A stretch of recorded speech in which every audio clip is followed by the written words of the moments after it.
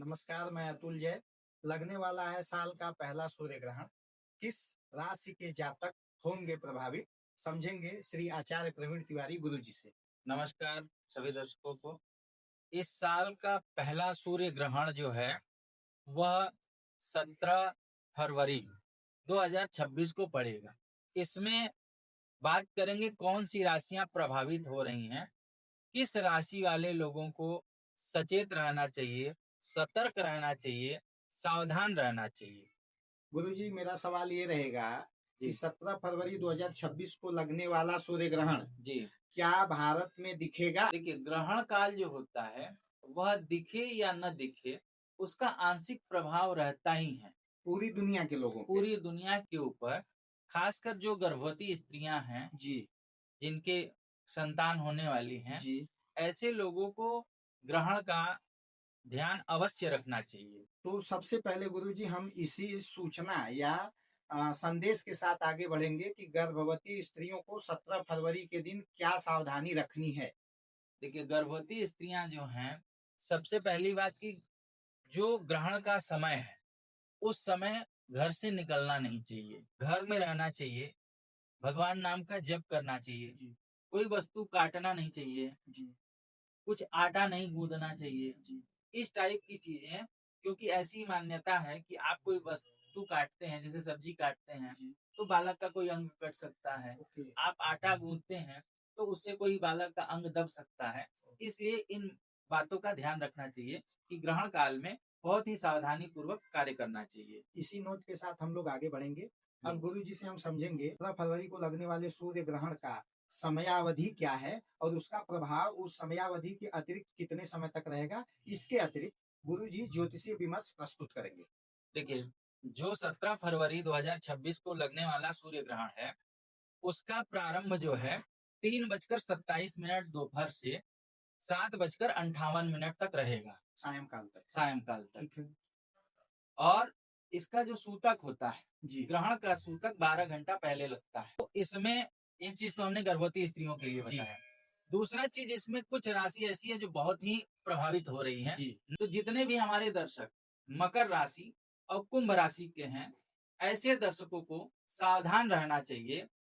वाहन दुर्घटना इत्यादि हो सकती है, कहीं से गिर के चोट लग सकती है, जी कहीं इन्वेस्टमेंट किए हो तो उसमें नुकसान हो सकता है, जी कोई व्यापारिक पूंजी फंस सकती है। जी। इस तरीके की दिक्कतें आ सकती हैं। केवल मकर और कुंभ राशि ही ठीक है। सूर्य ग्रहण में प्रभावित हो रही है। ठीक है। तो उस दिन आपको प्रयास करना चाहिए कि घर में रहें, जी। ग्रहण को न देखें, ओके। आसमान की तरफ न न देखें। ठीक है।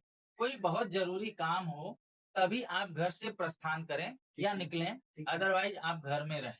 जी इसमें जैसे जो मकर कुंभ राशि वाले लोग हैं, जी ऐसे लोगों को पिता से भी व्यवहार बनाकर रखना चाहिए। जी। क्योंकि ऐसा संकेत प्राप्त होता है कि ऐसे लोगों का पिता से अनबन हो सकता है, जी अपने गुरुजन से अनबन हो सकता है, श्रेष्ठ जनों से अनबन हो सकता है, आत्मविश्वास में कमी देखी जा सकती है। मकर कुंभ राशि के लोगों को यानी वाणी पे संयम रखें। बाड़ी पे संयम बोलने से पहले ध्यान रखें, कोई बात बुरी भी लग रही हो जी तो अपने को रोक लें। रोक ले। इसीलिए मकर राशि और कुंभ राशि के जातकों को विशेष सावधानी रखनी चाहिए। अब आपको क्या उपाय करना चाहिए, खासकर तिल और काला उड़द दान करने में। बाकी अगर आपको अपने कुंडली से संबंधित आपको कोई ऐसी दिक्कत आए तो आप हमसे संपर्क भी कर सकते हैं। जी गुरु जी, ये तो नकारात्मक प्रभाव वाली राशियों पे बात हो गई जी और आपने सादा सच्चा उपाय भी बता दिया जी कि दान का उपाय जो है तिल और काले उड़द का दान। जी व्यक्तिगत स्तर पे आपको क्या परेशानी आएंगी वो आपकी कुंडली से निर्धारित होगा। इसके लिए आप दिए गए नंबर पे संपर्क कर सकते हैं, गुरु जी से परामर्श ले सकते हैं। अब मैं ये जानना चाहूंगा कि इस ग्रहण के सकारात्मक प्रभाव भी तो जातकों पे पड़ रहे होंगे, कृपया उसको भी बताएं। देखिए, मेष राशि, वृष राशि, कर्क राशि और सिंह राशि, ये 4 राशि के जातकों के लिए यह ग्रहण काल फायदा भी पहुंचाने वाला है। यानी यह कहें कि प्रॉफिट देने वाला है। जिन जातकों की राशि ये 4 है, वह जातक आप देखेंगे कि 17 फरवरी के बाद से उनके जीवन में जो उथल पुथल चल रहा था उसमें परिवर्तन भी देखने को मिलेगा। सकारात्मक परिवर्तन। सकारात्मक परिवर्तन, जैसे कोई काम रुक रहा हो बन जाएगा। बन जाएगा, कहीं कोई दिक्कत आ रही हो, अड़चन आ रही हो, वह अड़चन भी दूर होती दिख रही है। जी। ये तो ग्रहों की स्थिति है जो उनको लाभ पहुंचाएगी। जी। ये लाभ को और बेहतर करने के लिए ये चारों जातक जो हैं जी। क्या कर सकते हैं? कुछ उपाय कर सकते हैं? बिल्कुल कर सकते हैं। जैसे ये जो हमने बताया, मेष राशि, वृष राशि, कर्क राशि, सिंह सिंह राशि, राशि। ऐसे जातकों को ग्रहण वाले दिन अगर संभव हो तो गंगा स्नान करना चाहिए, ठीक है, सूर्य अर्घ देना चाहिए। ठीक है। सूर्य अगर दिखलाई दे, क्योंकि ये तो आंशिक है, तो जी। सूर्य दिखलाई देंगे, देंगे। सूर्य को अर्घ देना चाहिए, सूर्य को देखना चाहिए। जी। जैसे मकर और कुंभ राशि को हमने बताया कि इनको नहीं देखना नहीं चाहिए, देखना चाहिए। लेकिन इन जातकों को देखना देखना चाहिए, क्योंकि इनके पक्ष में वो चीजें रहती हैं। तो ये लोग सूर्य की पूजा करें, सूर्य मंत्र का जप करें, तो इनके लिए फायदेमंद हो सकता है। जी। जी। गुरुजी, अंतिम सवाल, जी। ये सूर्य ग्रहण से संबंधित जी। 6 राशि के जातकों के बारे में आपने बता दिया। जी। 2 को नकारात्मक प्रभाव हो रहे हैं, 4 को सकारात्मक प्रभाव हो रहे हैं। जी। उनके लिए उपाय भी बता दिया गया। जी। अन्य 6 जो जिनका विवरण आपने नहीं दिया या जिनको मेंशन नहीं किया, जी। उनके लिए क्या सावधानियां हैं कृपया बता दें। देखिए, होता क्या है कि हर राशि पे कुछ ना कुछ प्रभाव पड़ता है। पड़ेगा। तो 4 राशियां हैं जिनके बहुत अच्छा प्रभाव बहुत पड़ेगा, अच्छा प्रभाव 2 राशियां हैं जिन पे बुरा प्रभाव बुरा पड़ेगा, प्रभाव पड़ रहा है। 6 राशियां जो हैं वह सामान्य राशियां हैं, जी। उनके साथ यथावत स्थिति बनी रहेगी। बनी रहेगी। जैसी स्थिति अभी है वैसी स्थिति उसके बाद भी बनी रहेगी। तो गुरुजी, ये रहा 17 फरवरी को लगने वाला सूर्य ग्रहण, जो कि साल का पहला सूर्य ग्रहण है। जी। हम आपको बताते चलें कि यह भारत में देखने को नहीं मिलेगा, लेकिन जैसा कि गुरुजी ने बताया कि ग्रहों पे पड़ने वाले प्रभाव से पूरी पृथ्वी के जनजीवन प्रभावित होते हैं। तो प्रभाव तो सब पे आना ही है। सकारात्मक नकारात्मक प्रभावों की चर्चा हमने गुरुजी से कर ली। इसी के साथ हम ये भी जानेंगे कि साल के पहले चंद्र ग्रहण, जी। जो कि 3 मार्च को लग रहा है, बिल्कुल। उससे प्रभावित होने वाले जातकों के बारे में, जी। उपाय के बारे में जी। गुरुजी से चर्चा करेंगे। गुरुजी कृपया बताएं। जी, चंद्र ग्रहण जैसा कि मैंने बताया 3 मार्च 2026 को लग रहा है। जी।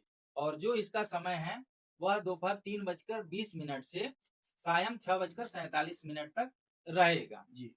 और यह भी भारत में आंशिक रूप से ही दृश्यमान होगा।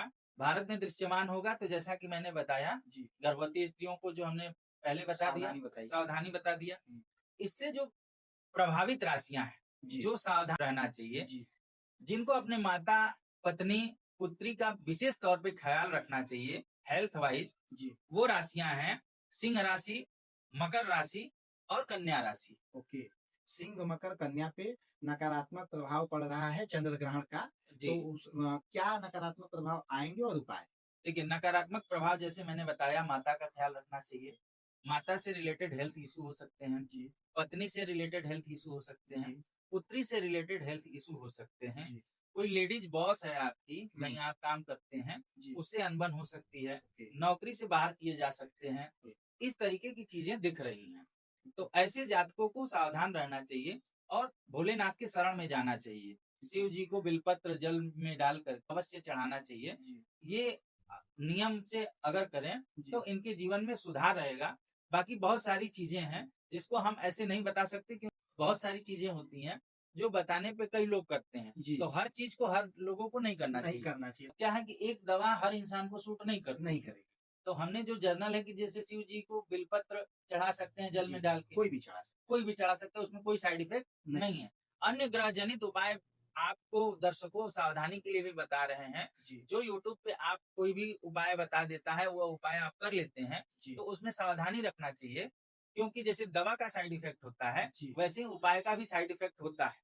तो आपको कोई भी उपाय करने से पहले एक बार अपनी कुंडली का अवश्य विश्लेषण करा लेना चाहिए। जो ग्रह आपके संकेत करे, जो आपके लिए उचित हो, वही कार्य आपको करना चाहिए। अन्यथा और कोई कार्य कहीं से भी कोई कुछ उपाय बता देता है, वो नहीं करना चाहिए।